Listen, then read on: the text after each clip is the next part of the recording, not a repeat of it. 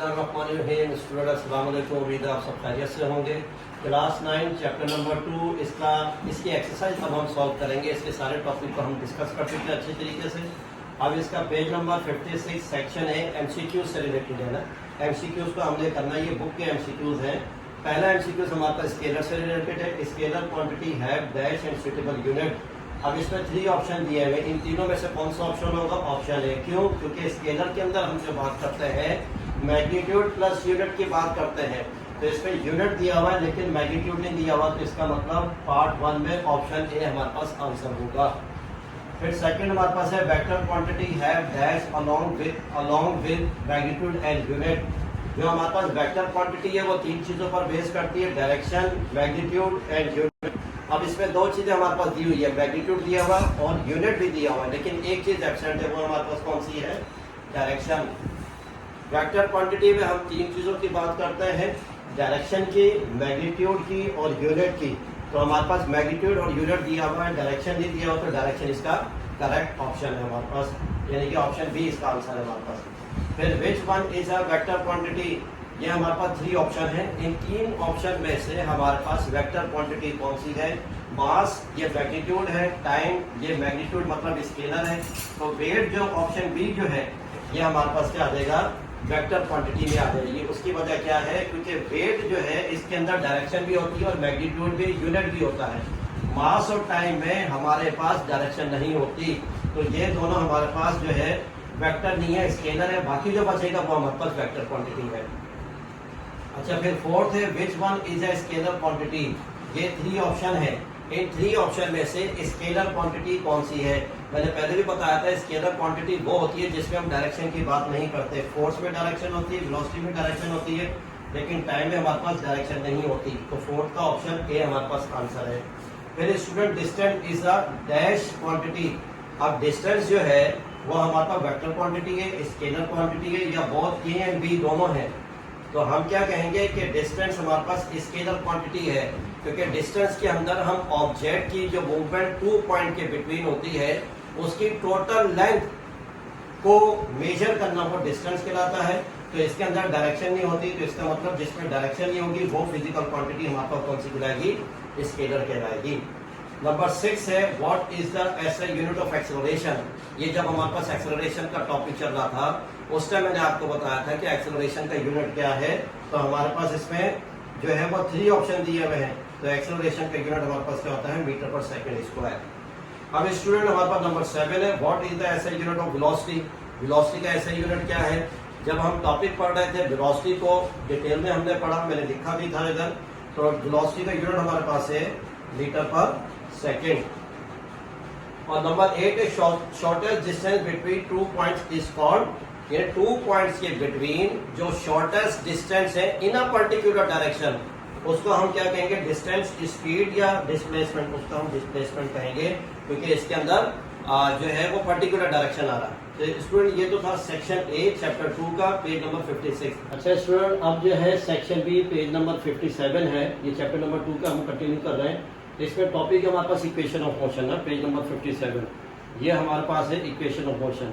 इसके 2 पार्ट्स है, A and B, और ये दोनों पार्ट जो है प्रॉब्लम से रिलेटेड है।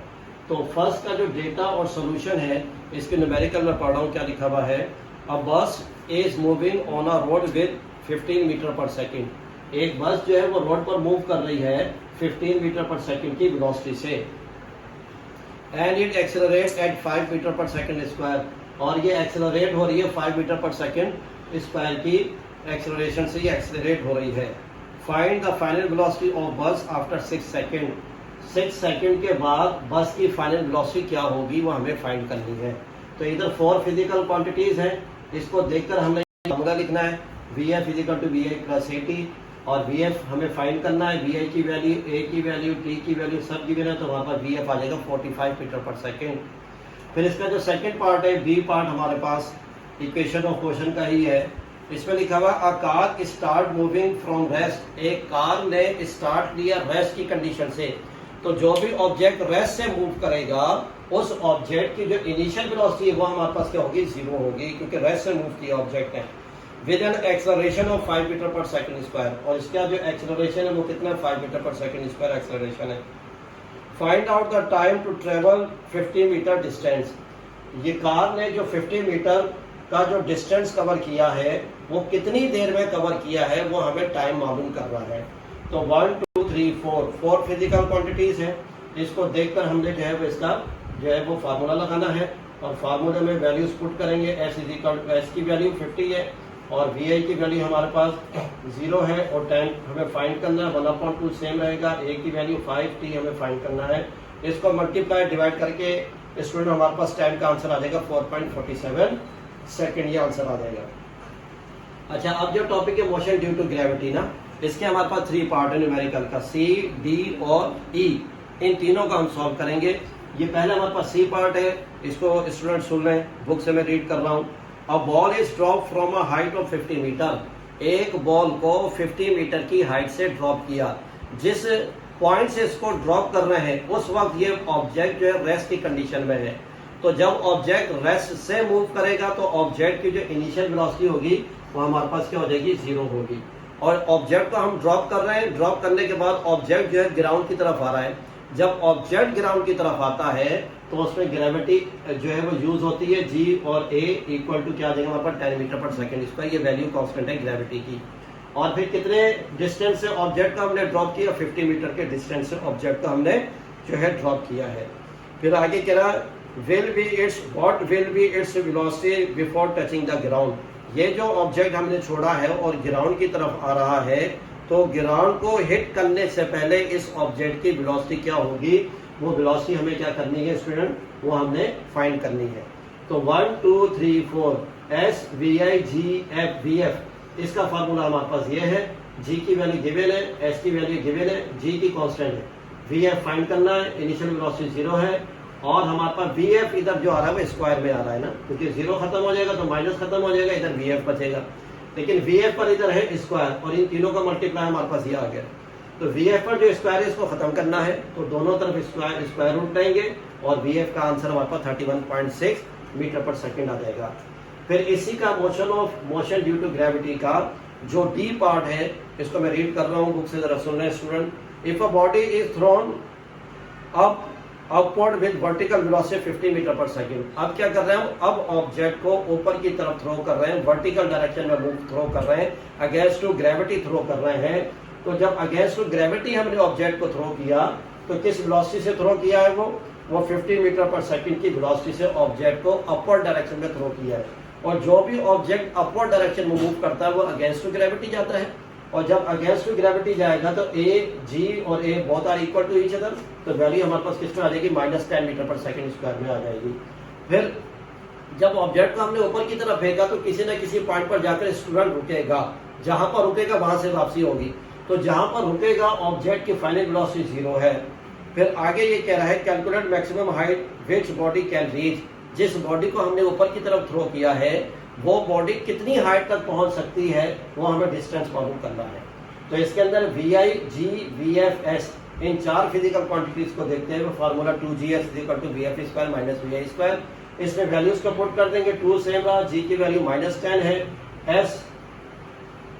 एस की वैल्यू हमने फाइंड करनी है, वी एफ हमारे पास 0 है और वी आई हमारे पास स्टूडेंट है 50। अब इधर 2 और 10 को मल्टीप्लाई किया -20 और एस सेम आ जाएगा, 0 खत्म हो जाएगा, -50 का स्क्वायर 2500। अब स्टूडेंट हमें डिस्टेंस मालूम करना है तो 20 इससे मल्टीप्लाई और इधर आके डिवाइड हो जाएगा, इसको कैलकुलेट करेंगे तो एस = 125 मीटर। तो ऑब्जेक्ट जो हमने ऊपर की तरफ थ्रो किया है वो कितनी हाइट तक गया, 125 मीटर की हाइट तक गया है। अब इसी का मोशन ड्यू टू ग्रेविटी का ई पार्ट है, इसको मैं रीड कर रहा हूँ, जरा स्टूडेंट सुने। A ball falls down from top of height of 70 metre. एक बॉल को हमने 70 मीटर की हाइट से ड्रॉप किया, 70 मीटर की हाइट। तो हाइट हमारे पास कितनी है, डिस्टेंस मतलब 70 मीटर। और जिस पॉइंट से हम इसको रिलीज करेंगे, जिस पोजीशन से हमने इसको रिलीज किया वो थी रेस्ट की पोजीशन। और रेस्ट का मतलब क्या है, इसकी इनिशियल वेलोसिटी हमारे पास 0 होगी। और फिर ऑब्जेक्ट जो है ग्राउंड की तरफ आ रहा है और जब भी ऑब्जेक्ट ग्राउंड की तरफ आएगा तो उसमें एक्सेलरेशन और ग्रेविटी हमारे पास क्या आ जाएगा, 10 मीटर पर सेकेंड स्क्वायर आ जाएगा, क्योंकि पॉजिटिव आएगा, ग्राउंड की तरफ आएगा। और फिर हमें क्या मालूम करना है इसमें, how much time the ball will take to reach the ground, कि जब ऑब्जेक्ट ग्राउंड की तरफ आएगा तो ग्राउंड पर कितनी देर में पहुंचेगा। तो हमें S V I G T, ये हमारे पास formula X equal to V I T plus 1/2 G T square, ये स्टूडेंट फार्मूला है। अब इसमें वैल्यू हम पुट करते हैं। एस डिस्टेंस गिवन है 70, वी आई हमारे पास 0 है, टाइम हमें फाइंड करना है, 1/2 सेम रहा, जी की वैल्यू 10 है और टी स्क्वायर सेम आ जाएगी क्योंकि फाइंड करना है। 0 मल्टीप्लाई बाय टी खत्म, इधर प्लस भी ये खत्म हो जाएगा तो 10 × 10/2 टी स्क्वायर इधर 70। अब स्टूडेंट 2 और 10 को कैंसिल कर दे तो 5t स्क्वायर और ये 70, ये 5 मल्टीप्लाई हो रहा है इससे आके डिवाइड हो जाएगा, कैंसिल होके तो t हमारे पास क्या आ रहा है 14 t स्क्वायर। अब t पर जो स्क्वायर है इसको खत्म करना है स्टूडेंट ना, तो उसके लिए हम क्या कहेंगे, taking square root on both side, square root square root cancel हो जाएगा तो t की वैल्यू 3.74 सेकेंड। स्टूडेंट ये तो चैप्टर नंबर 2 की जो सेक्शन ए एंड बी ये जो सॉल्व हो गया है और यहाँ पर हमारा चैप्टर नंबर 2 पूरा का पूरा कंप्लीट हो गया है। इसकी हमने थ्योरी भी डिस्कस की है और जो है इसका हमने सेक्शन भी ए एंड बी ये सारा हमने जो है डिस्कस कर लिया है। और कहीं प्रॉब्लम हो तो कमेंट बॉक्स में जरूर बताइएगा। अस्सलाम वालेकुम।